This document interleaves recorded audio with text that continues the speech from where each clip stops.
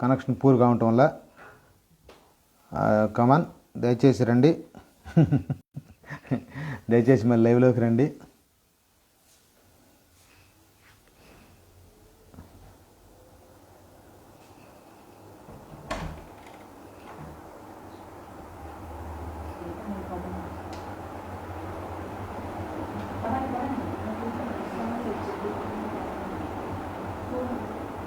Dear friends,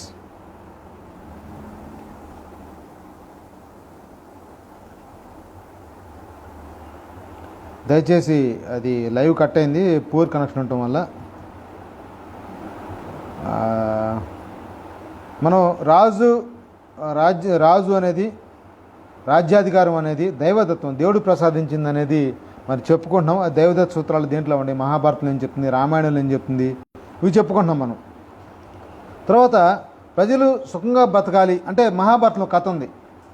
ఏం కథ అంటే, ప్రజలందరూ వెళ్ళి, దయచేసి లైవ్లోకి రండి అండి, ప్రజలందరూ వెళ్ళి బ్రహ్మను వేడుకున్నారంట. అయ్యా, మరి మా మీద దాడులు ఎక్కువైపోయి మేము తట్టుకోలేకపోతున్నాము, మీరు మాకు కొన్ని సూత్రాలు అందించండి, మీరు ఒక రాజును అందించండి, మీరు అందించే రాజు ఎవరైతే ఉంటారో ఆ రాజు మాకు పరిపాలన అందిస్తాడు, తద్వారా మేము సుఖంగా ఉండగలుగుతామని చెప్పి ప్రజలు వేడుకుంటారు.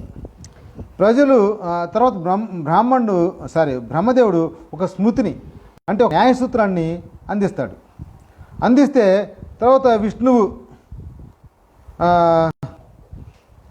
విష్ణువుని అడుగుతారు. మరి అది ఎందుకు విష్ణు దగ్గరికి వెళ్తారో తెలియదు.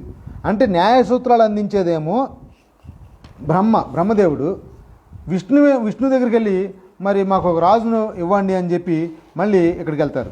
ఎవరి దగ్గరికి? విష్ణు దగ్గరికి వెళ్తారు. విష్ణు ఏం చేస్తుంటారు, అబ్బాయి మేను అంటే కూడా ఎవరినో ఒకరిని అప్పచెప్తే మరి మీకు ఇష్టమేనా, లేని పని మాకు అంటొద్దు, మాకు లేని పని సమస్యలు మీరు తీసుకురావద్దని చెప్పి విష్ణు చెబుతాడు. అయితే మాలో ఒక శక్తివంతుడిని మీరే సెలెక్ట్ చేయండి, వాడిని ఇవ్వండి అని చెప్పి మరి ప్రజలు కోరుకుంటారు. ప్రజలు కోరుకుంటే విరాజుడనే పాలకుడిని విష్ణువు వీళ్ళ పాలకుడిగా నియమిస్తాడు. ఇది మహాభారతంలో ఉంది. అంటే బ్రహ్మ దగ్గరికి వెళ్ళి ప్రజలు వేడుకుంటే ఆ తర్వాత బ్రహ్మ ఒక రాజనీతి సూత్రాలని, న్యాయ సూత్రాలను అందిస్తే మళ్ళీ అదే ప్రజలు మళ్ళీ విష్ణు దగ్గరికి వచ్చి మాలో ఒక రాజుని సెలెక్ట్ చేయండి అంటే విరాజుడనే ఒక రాజుని సెలెక్ట్ చేస్తారన్నమాట. అంటే న్యాయ సూత్రాలు, రాజు కూడా ఏర్పడ్డారు, ఆ విధంగా ఏర్పడ్డారని మహాభారతం చెప్తుంది. తర్వాత ఐతరేయ బ్రాహ్మణంలో ఏముందో చూద్దాం. ఇంద్రుణ్ణి స్వర్గపాలకుడిగా బ్రహ్మ నియమిస్తాడు. అంటే పాలకుడిని నియమించే పద్ధతులు ఇవన్నీ నేను చెప్పుకుంటుంది. అంటే పాలకుడు దైవదత్తము, బ్రహ్మదేవుడు అంటే మనకి ఋగ్వేదులు అని చెప్తుంది, దేవుడు అనుగ్రహము, పాలకుడు రాజు అనేవాడు అని చెప్తుంది. రామాయణం ఏం చెప్తుందంటే రాజును బ్రహ్మదేవుడే నియమిస్తాడని చెప్తుంది. అదేవిధంగా మహాభారతం ఏం చెప్తుందంటే ప్రజలందరూ వేడుకుంటే బ్రహ్మేమో న్యాయసూత్రాలు అందించాడు, విష్ణువేమో వీళ్ళని ఒకడిని, విరాజులని ఒక బలవంతుడిని రాజుగా నియమించాడని చెప్తుంటే ఐతరేయ బ్రాహ్మణులు ఎలా ఉందంటే స్వర్గపాలకుడిగా ఇంద్రుడిని నియమించాడు. అంటే ఇదంతా నియామకాలు, నియమించడం అనమాట. తర్వాత మనుధర్మం ఏం చెప్తుందంటే ఇంద్రుడు, వాయువు, యముడు, సూర్యుడు, అగ్ని, వరుణుడు, చంద్రుడు, కుబేరుడు, ఇంకా అనేక మంది దేవతలు, ముక్కోటి దేవతలు కాదు కానీ కొన్ని వందల మంది దేవతల మొత్తాన్ని మిక్స్ చేశాడంట. మిక్స్ చేసి వీళ్ళందరి అంశ అంటే ఏం తెలుసా మీకు? అంశ అంటే ఏంటి? చాలామంది అంశ అంటే 2-3 రకాల అర్థాలు చెప్తారు. వాళ్ళలోంచి తీసింది రసం అని. ఇంకా పురాణాలు ఏం చెప్తుంటే అంశ అంటే వీర్యం అనేటువంటి అర్థం కూడా ఉంది. ఈ వీర్యంలో నుంచి ఒక రాజును తయారు చేశారని మరి మనుధర్మం చెప్తుంది. తర్వాత ఎన్నిక విధానం, ఇదంతా మనకు వచ్చిందేంటి? రాజు అనేవాడు ఎన్నిక కాకుండా నియమించబడటం, దేవుడి ద్వారా నియమించబడటం అనే దానికి ఉదాహరణలు, ఆధారాలు చెప్తున్నాను. తర్వాత ఎన్నిక విధానం, అధర్వణ వేదంలో రాజు ఎన్నిక గురించి ఉంది, అధర్వణ వేదంలో. అయితే మనకి అధర్వణ వేదం అనేది అధరగాణ వేదం. అధరగాణం వాళ్ళు సొంతంగా ఎన్నికంటే ఇప్పుడు మనము ఏదైతే ఒక వ్యక్తిని ఎమ్మెల్సీని ఎన్నుకోవాలి, ఎవరిని ఎన్నుకుంటారు? డబ్బు లేని ఒక ప్రజా పోరాటంలో ఉన్నటువంటి ఒక మేధావిని ఎమ్మెల్సీగా ఎన్నుకునే అవకాశం ఉందా? ఒక రాజకీయ పార్టీ చేస్తుందా? చేయదు. ఇది ఎక్కడి నుంచి వచ్చింది వాళ్ళకి? ఈ ఎన్నిక విధానాన్ని ఇన్సర్ట్ చేయడంలో మరి రాజకీయ నాయకులకు ఉన్నటువంటి అవకాశం ఏంటి? ఎవరు చూస్తారు అంటే ఎక్కడి నుంచి వచ్చింది అంటే ఈ మన పురాణాలు వేదాల నుంచి ఉన్నటువంటి ఈ కల్చర్ అన్నమాట. అది అక్కడ కూడా ఎన్నిక విధానం ఉంది. ఈ ఎన్నిక కూడా గొప్పవారు, ఉన్నత కులస్తులు, ధనవంతులకు మాత్రమే రాజుగా ఎన్నిక చేసుకునే సౌలభ్యం ఉంది. మిగిలిన వారికి ఎన్నిక చేసుకునే సౌలభ్యం లేదు. ఇది అథర్వణ వేదంలో ఉందన్నమాట ఈ ఎన్నిక విధానం. ఇంకా ఇతర పురాణాల ఇతిహాసాలు ఇలాంటి ఉదాహరణలు కొన్ని ఉండయి. ఇది ఒక పద్ధతి. రాజు దైవానుగ్రహం అనేది ఒక పద్ధతి చెప్పుకున్నాం. తర్వాత ఎన్నిక విధానం చెప్పుకున్నాం. ఎన్నిక విధానం గురించి రాజనీతి శాస్త్రమైనటువంటి ప్రాచీన భారతదేశంలో వేదాల్లో అథర్వణ వేదంలో ఉంది. ఆ తర్వాత యుద్ధం, బలప్రయోగం, యుద్ధం ద్వారా రాజు ఎన్నుకోవడం. దీని గురించి ఐతరేయ బ్రాహ్మణంలో ఉంది. ఏముంది? దేవతలు, సురులు, అసురులు, దేవతలు రాక్షసుల మధ్య నిరంతరం యుద్ధాలు జరుగుతుండేవి. నిరంతరం ఎప్పుడు దేవతలు ఓడిపోయేవాళ్ళు. ఏం బ్యాచ్ అది? యుద్ధం ఏం చేస్తారు వాళ్ళు? మోసం చేయకుండా, కుట్ర చేయకుండా వాళ్ళు గెలవగలుగుతారు. యుద్ధంలో వాళ్ళకంత దమ్ముందా? దేవతలని చెప్పబడుతున్నటువంటి ఆర్యులకి యుద్ధం చేసే దమ్ముందా? ఈ మూల నివాసుల మీద గెలిచే దమ్ముందా? లేదు కదా. దేవతలకి రాక్షసులకి ఎప్పుడు యుద్ధం జరుగుతూ ఉంటే ఎప్పుడు రాక్షసులే గెలిచేవాళ్ళు అంట. అప్పుడు ఏంది అబ్బాయి ఈ గోళ ఏంది అసలు? ఈ దేవతలకి, రాజులు, రాక్షసులకి యుద్ధాలు ఎందుకు జరుగుతున్నాయి, మనం ఎందుకు ఓడిపోతున్నామని దేవతలందరూ మరొక సమావేశం ఏర్పాటు చేసుకున్నారు. సమావేశం ఏర్పాటు చేసుకుని, అరే అబ్బాయి మన ఓటమికి కారణం, వాళ్ళ గెలుపుకి కారణం వాళ్ళకి రాజు ఉన్నాడు, మనకు రాజు లేడు. అంటే దేవతలకి రాజు లేడు. ఎందుకంటే బ్రాహ్మణ తత్వం ఏంటంటే ఏ ఒక్కడిని కూడా జ్ఞానిగా, అధికారిగా గుర్తించదు. ఎవడు కాడే తోపు. ఇది బ్రాహ్మణ తత్వం. నీకంటే నేను తోపు, నాకంటే నువ్వు తోపు అనే క్రమంలో ఎవడి కాడే తోపు. కాబట్టి అక్కడ రాజు లేకుండా పోయాడు. కానీ గణరాజ్యాలు తర్వాత గణపతులు, ఒక సంఘభావన కలిగినటువంటి ఈ బౌద్ధాన్ని అనుసరించినటువంటి ఈ మూల నివాసులకి ఒక రాజు మొదటి నుంచి ఉన్నాడు. వాడు బలవంతుడు, మేధావి, వాడు సంఘాన్ని నిర్దేశించగలిగినటువంటి గొప్ప వ్యక్తి. అందుకే వాడు యుద్ధ నైపుణ్యాలతో, యుద్ధ నీతితో గెలవటం అనేది వాడికి అలవాటైపోయింది. ఎప్పుడు దేవతలు ఓడిపోతుండేవాళ్ళు. సో ఒక రాజు అవసరం ఉందని వాళ్ళు ఎప్పుడైతే అనుకున్నారో వాళ్ళు మళ్ళీ బ్రహ్మదేవుడి దగ్గరికి వెళ్ళి మళ్ళీ మొరపెట్టుకోవడం, మళ్ళీ ఎంతో కథ ఉంది. అంటే యుద్ధం వలన ఒక రాజు అవసరం దేవతలకు ఏర్పడింది. అప్పుడు దాకా దేవతలకు ఒక రాజు అనేవాడు లేడు. తర్వాత ఇది ఒక పద్ధతి. యుద్ధం వలన రాజును ఎన్నుకోవడం అనేది ప్రాచీన రాజనీతి శాస్త్రంలో మన వేదాల్లో ఎక్కడుందంటే ఒక ఐతరేయ బ్రాహ్మణంలోనే ఉంది, ఇంకెక్కడ లేదనమాట. ఆ తర్వాత సామాజిక ఒడంబడిక ద్వారా ఒప్పందం. అరే అబ్బాయి మీకు యుద్ధం వద్దు ఏమొద్దు సార్, రాజు దేవ అనుగ్రహం అంటుంటే మరి మావాడిని పెట్టుకుంటే మీకు ఇబ్బంది, మీ వాడిని పెట్టుకుంటే మాకు ఇబ్బంది, లేదా ఎన్నికలంటే గొప్పవాడిని పెట్టుకుంటే ఇబ్బంది అంటున్నారు. కాబట్టి మనందరం ఒక ఒడంబడికి వద్దాం. ఒక ఒడంబడిక అంటే కూడా కుట్రే ఒడంబడిక. యుద్ధం, కుట్రతో కూడుకున్నటువంటి యుద్ధం, ఇవన్నీ కుట్రలతో కూడుకున్నటువంటివే ఒడంబడిక. ఇది ఒక ప్రాముఖ్యత కలిగినటువంటి సిద్ధాంతం అన్నమాట. ఇది భారతంలో ఉంటుంది, మహాభారతంలో ఉంది, బౌద్ధంలో కూడా ఉంది. అంటే బౌద్ధంలో ఉన్నటువంటి ఒడంబడిక వేరు, మహాభారతంలో పేర్కొన్నటువంటి ఒడంబడిక వేరు. భారతంలో శాంతి పర్వంలో అరాచక శక్తులు ఈ మత్స్య న్యాయ సూత్రాలను అనుసరించి బలవంతుడే మరి రాజ్యాన్ని వెళ్తాడు కాబట్టి, మరి పరిపాలన చేస్తున్నాడు కాబట్టి ఆక్రమించుకుంటున్నాడు, దోపిడీ చేసుకుంటున్నాడని భయపడి వణికిపోయినటువంటి దేవతామూర్తులైనటువంటి వారు, ఈ ఆర్య సంతానం ఎవరైతే ఉన్నారో వాళ్ళు గెలవలేక ఒక ఒప్పందం కొద్దాం అనుకున్నారు. ఇది మరి ఏం చేద్దాం ఒప్పందం అంటే, మనం అందరం కలిసి ప్రార్థన చేస్తాం.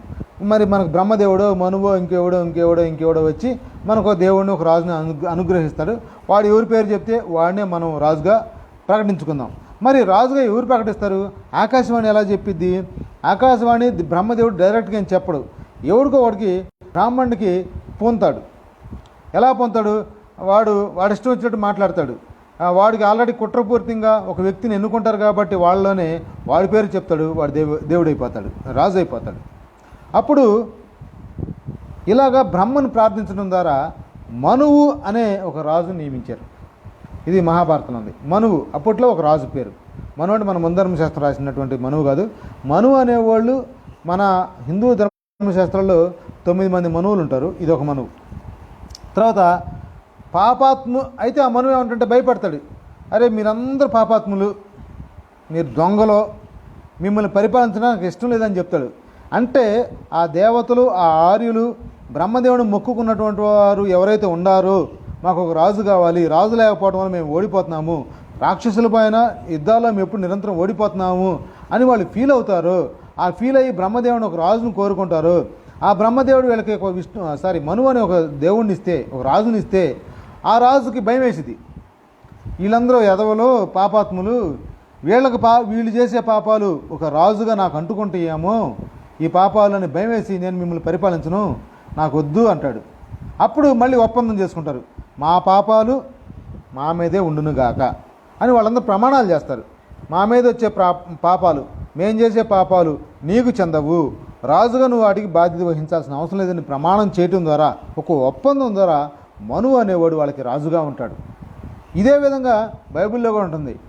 కొన్ని చోట్ల ఒక చోట ఏముంటుందంటే ఈ పాపం మాకు మా పిల్లలకు వచ్చునుగా కానీ వాళ్ళు శపించుకుంటారు. ఇలాగ ఒప్పందాల ద్వారా, అంటే రాజరికము అనేదాన్ని ఒప్పందం ద్వారా తెచ్చుకోవటం. ఈ విధంగా రాజరికం కూడా మహాభారతంలో మన శాంతిపరంలో చూసుకోవచ్చు అనమాట. అయితే ఈ రాజు పరిపాలన అనేది ఉచితంగా ఏం కాదు. పన్నులు విధించేవాళ్ళు. పంటలో 1/6 వంతు, లేదంటే సంపాదనలో 1/6 వంతు, 1/7 వంతు, సంపాదనలో 1/7 వంతు, పంటలో 1/6 వంతు వాళ్ళు పన్నులుగా చెల్లించాల్సిన అవసరం ఉండేదన్నమాట. ఈ విధంగా అప్పుడు రాజరికం కొనసాగేది. తర్వాత బౌద్ధ నియమాలు, బౌద్ధం కూడా కొన్ని రాజనీతి సూత్రాలు తెలియజేసింది. మరి బౌద్ధ రాజ్యంలో ఎలా ఉండేదంటే ధిమనికాయ అనే గ్రంథం ఒకటి ఉంది. ధిమనికాయ అనే గ్రంథంలో రాజ్యంకు మూలం ప్రజలే. దయచేసి వినండి, మనం ఈ ఒక్క విషయాన్ని చాలా గుర్తుపెట్టుకోవాలి, చాలా బాగా చక్కగా గుర్తుపెట్టుకోవాలి. ఈరోజు మనం చదువుతున్న రాజ్యాంగం ప్రవేశికలో చూడండి ఏముంటుందో. భారత ప్రజలమైన మేము ఈ రాజ్యాంగాన్ని మాకు మేముగా రచించుకొని సమర్పించుకుంటున్నామని ప్రవేశికలో ఉంటుంది. అంటే ఇప్పుడున్నటువంటి రాజ్యాంగము ఎవరు రాసుకున్నారు?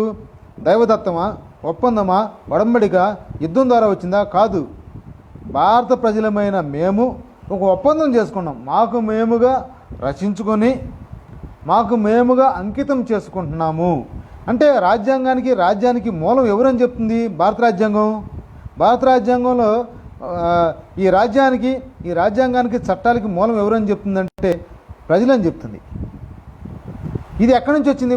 బాబాసాహెబ్ అంబేద్కర్ గొప్పతనం గుర్తించాలి మనం. ఇలాగే బాబాసాహెబ్ అంబేద్కర్ ఏం చెప్తాడు రాజ్యాంగం రాసినప్పుడు? ఈ రాజ్యాంగానికి, ఈ దేశానికి మూలం ప్రజలు. ఇది బౌద్ధంలో ఉందండి. ఈ బౌద్ధంలో ధిమనికాయ గ్రంథం రాసినటువంటి గ్రంథంలో రాజ్యానికి మూలం ప్రజలే అని ఉంటుంది. మన రాజ్యాంగానికి మూలం కూడా ప్రజలే.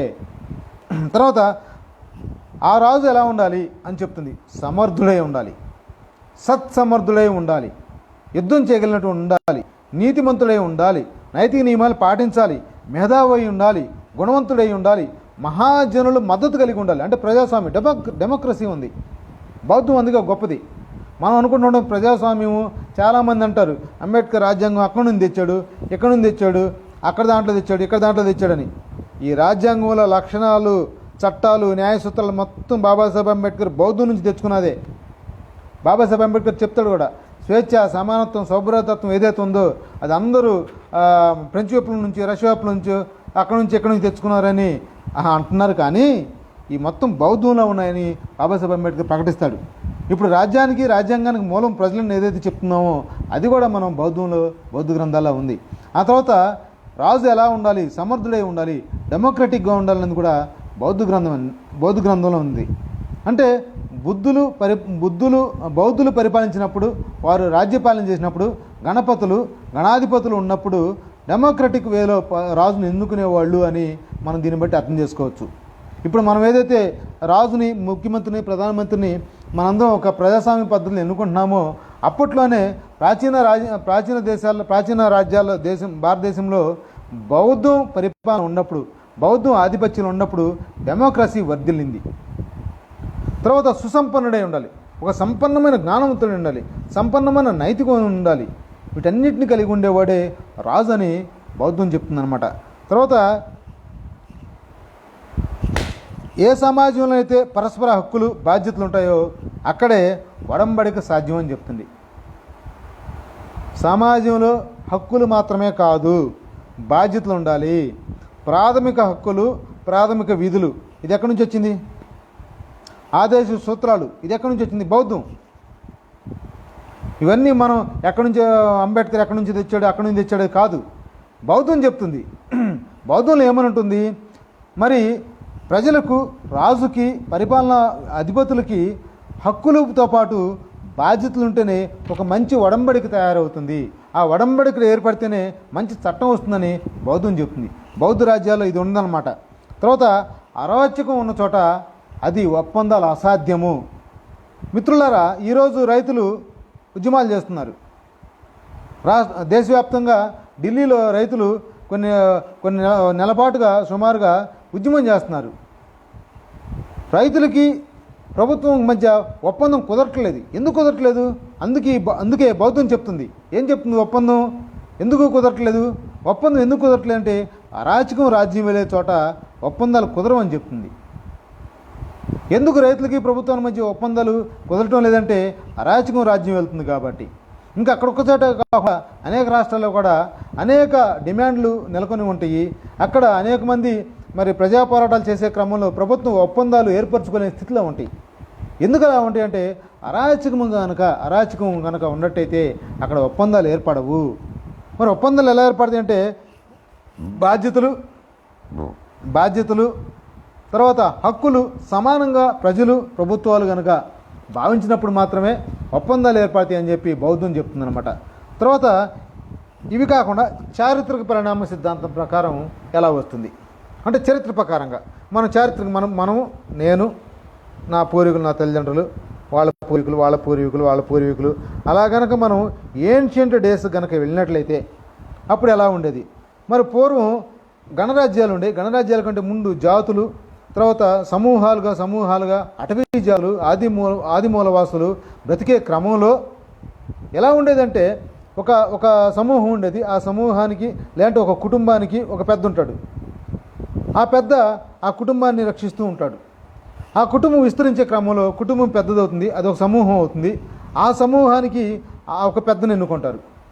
అలాగా మళ్ళీ విస్తరించే కొద్దీ ఆ కుటుంబాలు వలసలు పోవటం, అక్కడ వలసలు పోయిన కుటుంబాలకు వీళ్ళకి సంబంధాలు కలిగి ఉంటాం.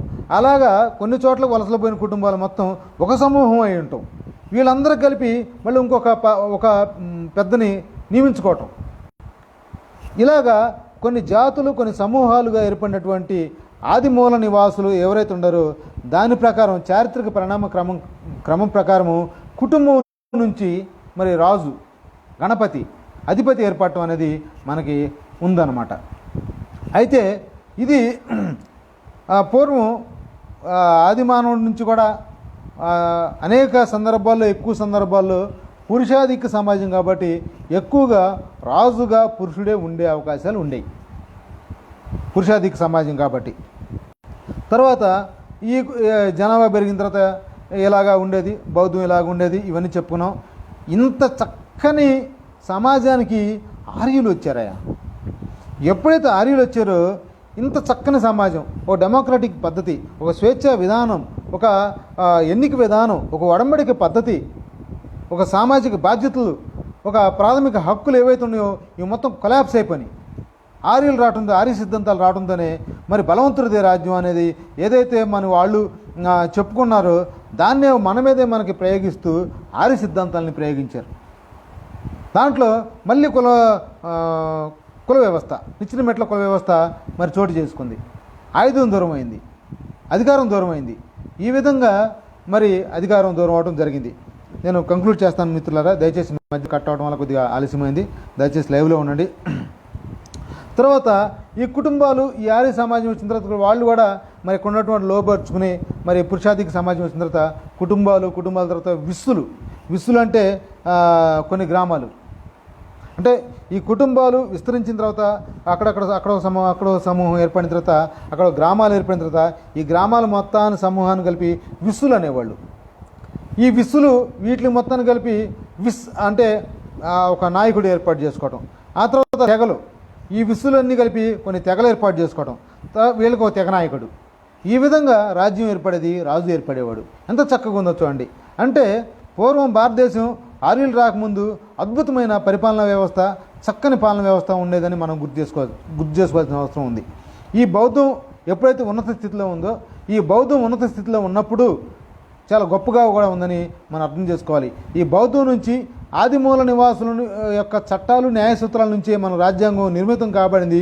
అంబేద్కర్ దానికోసం కృషి చేశాడు. అంబేద్కర్ రాసినట్టు రాజ్యాంగంలో ఆయన మేధావి అండి. మనం అంత ఈజీగా మనం ఆయన అంచనా వేయలేం.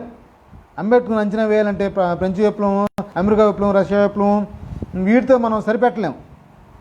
ఆయన మేధావి అని మనం అంత ఈజీగా అంచనా వేయలేం. ఇలాగా అనేక సూత్రాలని బాబాసాహెబ్ అంబేద్కర్ రాజ్యాంగంలో ప్రక్షిప్తం చేయడానికి బౌద్ధము, మన ప్రాచీన బౌద్ధంలో ఉన్నటువంటి రాజనీతి సూత్రాలు, తర్వాత ఆదిమవాసులు, మూల నివాసుల యొక్క వాళ్ళ యొక్క న్యాయ సూత్రాలని మరి రాజ్యంలో ప్రక్షిప్తం చేయడానికి బాబాసాహెబ్ అంబేద్కర్ కృషి చేశారు. ఆ తర్వాత ధర్మభావాలు, ఇంకా ప్రాచీన రాజనీతిలో, రాజ్యాంగాల్లో, చట్టాల్లో ఎలా ఉండేవి, ఇంకా ధర్మభావాలు ఎలా ఉండేవి, రాజధర్మం ఎలా ఉండేది, ఈ దండనీతి శిక్షలు ఎలా ఉండేవి అనేదానికి మనం ఒక్క నిమిషం చెప్పేసి నేను ముగిచ్చేస్తాను. అంటే చివరికి అనమాట శిక్షలకు వచ్చేసాం. డమ్ అంటే దీని అర్థం నియంత్రించడం, రాజుకి కొన్ని నియంత్రణ అధికారాలు కల్పించడం. దండన, ఈ డమ్ అనే శబ్దం నుంచి అంటే డమ్ అంటే నియంత్రణ అనమాట. మనకి భారతంలో, మన ధర్మశాస్త్రంలో, తర్వాత కౌటిల్యుడు అర్థశాస్త్రంలో చెప్పినట్లుగా కాకుండా ఇంకా కొంత లోతైన అధ్యయనం మనం గమనించినట్లయితే ఆధునిక భారతదేశంలో రాజ్యాంగం వచ్చిన తర్వాత దండనీతిలో పద్ధతులు, చట్టాలు, హక్కులు లభించినాయి. కానీ అప్పట్లో దండనీతి అంటే రాజు, మంత్రి తలుచుకున్నదే దండనీతి. వాళ్ళు ఎవరికైనా శిక్షలు విధించే అధికారం ఉంది. ఎవరిని నియంత్రిస్తారు వీళ్ళు? ఈ డమ్ అంటే నియంత్రణ అనేది ఎవరిని నియంత్రించాలి, ఎవరి కోసం నియంత్రించాలి? నిజంగా అక్కడ ఎవరిని నియంత్రిస్తారంటే అప్పుడు చట్టాలు ఉంటాయి. బ్రాహ్మణులు కొన్ని రకాల చట్టాలు, వయసులు కొన్ని రకాల చట్టాలు, శూద్రులు కొన్ని రకాల చట్టాలు, క్షత్రియులు కొన్ని రకాల చట్టాలు ఉంటాయి. ఈ శూద్రుల్ని నియంత్రించడం, అతి శూద్రుల్ని సమాజంలో భాగస్వామ్యం కాకుండా నియంత్రించడం, ఈ వర్ణాశ్రమ ధర్మాలని కాపాడటం, వర్ణ సంకరాన్ని నిరోధించడం. మన బాలకృష్ణ గారి ఈ మధ్య ఒక సినిమా తీశాడు, గౌతమిపుత్ర శాతకర్ణ. ఆయన వర్ణ సంకరాన్ని నిరోధించాడు కాబట్టి ఆయన చాలా గొప్పవాడని చెప్పి మన చరిత్రకారులు పేర్కొంటారు.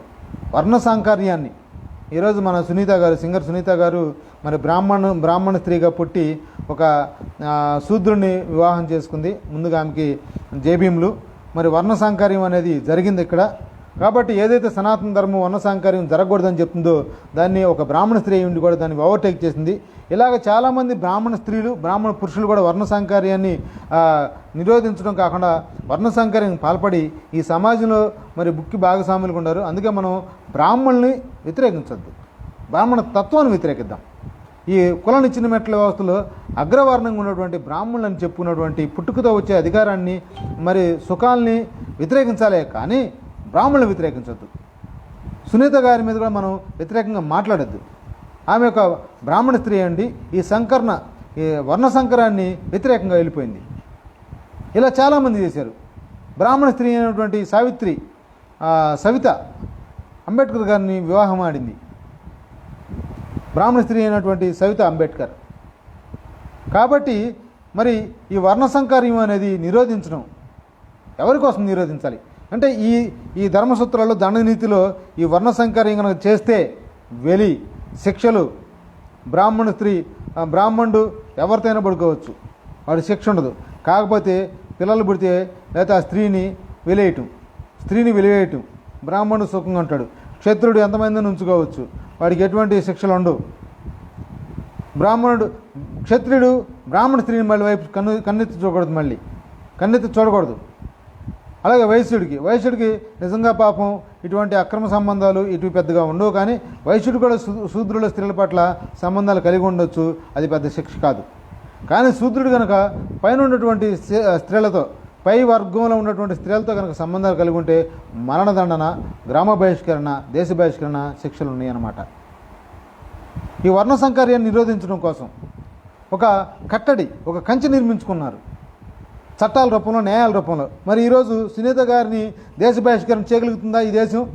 ఈ దేశంలో సనాతన ధర్మం అనేది దేశ బహిష్కరణ చేయగలుగుతుందా? అది రాజ్యాంగం గొప్పతనం. రాజ్యాంగం అందుకు గొప్పది. అదే సునీత గారు అప్పట్లో కనుక వివాహం చేసుకున్నట్లయితే, ఆ రామచౌదరి ఏదో అవుతుంది అతని పేరు, రామచౌదరి ఏదో అవుతుంది అతని పేరు, అతను కనుక అప్పట్లో కనుక శూద్రుడైనటువంటి అతను కనుక వివాహం చేసుకున్నట్టయితే సునీత గారిని దేశ బహిష్కరణ చేసేవాళ్ళు, ఆ రామచౌదరిని దేశ బహిష్కరణ చేసేవాళ్ళు. మరి ఇప్పుడు రాజ్యాంగం గొప్పతనం ఎందుకు గొప్పది?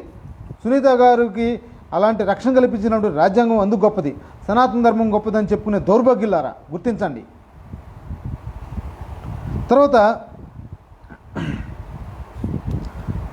మళ్ళీ ఏం చెప్తారంటే, ఈ రాజధర్మాన్ని కనుక పాటించకపోతే, అన్ని ధర్మాల్లో రాజధర్మం గొప్పది, ఇది దేవుడు ప్రసాదించింది కాబట్టి దీన్ని పాటించకపోతే సైన్యం, రాజు కూడా పాటించాలి, ఇతరులు కూడా పాటించాలి.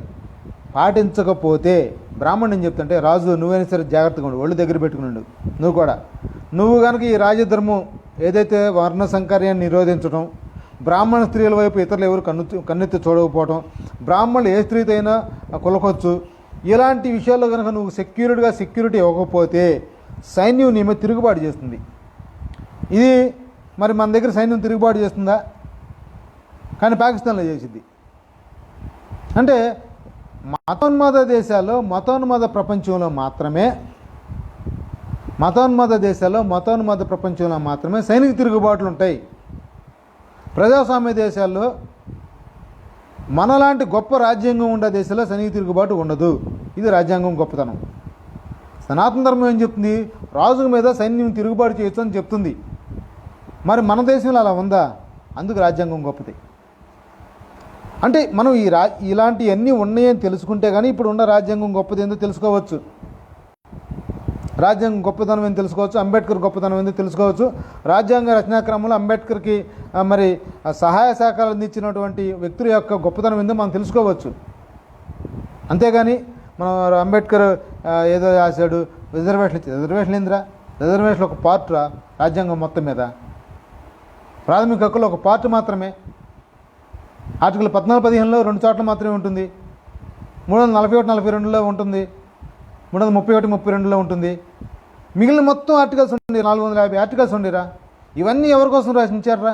ఒక రిజర్వేషన్ గురించి రాజ్యం మాట్లాడేటప్పుడు రిజర్వేషన్ ఒకదాన్ని మాట్లాడుకుని మీరు రాజ్యాంగం మొత్తం కూడా చెడ్డదని భావించి చెడ్డదిగా ప్రచారం చేసి అంబేద్కర్ మీద బురదలే దుర్మార్గులారా. గుర్తుపెట్టుకోండి, రాజ్యాంగం ఎంత గొప్పదంటే ఇంత గొప్పది. తర్వాత రాజ్యాంగం రాజు పాదయాత్రలు చేయాలి. అప్పట్లో బౌద్ధం ఏం చెప్తుందంటే రాజు పాదయాత్రలు చేయాలి.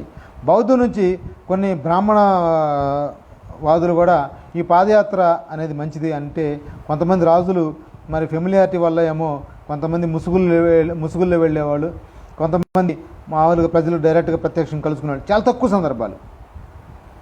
ఇప్పుడు రాజులు పాదయాత్రలు చేస్తారా? ప్రతిపక్ష నాయకుడు మాత్రమే చేస్తాడు పాదయాత్ర. రాజశేఖర రెడ్డి గారు, చంద్రబాబు నాయుడు అధికారులు ఉంటే రాజశేఖర రెడ్డి గారు పాదయాత్ర చేశారు. రాజశేఖర రెడ్డి గారు, కిరణ్ కుమార్ రెడ్డి గారు అధికారులు ఉన్నప్పుడు చంద్రబాబు నాయుడు గారు పాదయాత్ర చేశారు. చంద్రబాబు నాయుడు గారు అధికారులు ఉన్నప్పుడు మరి జగనన్న పాదయాత్ర చేశారు.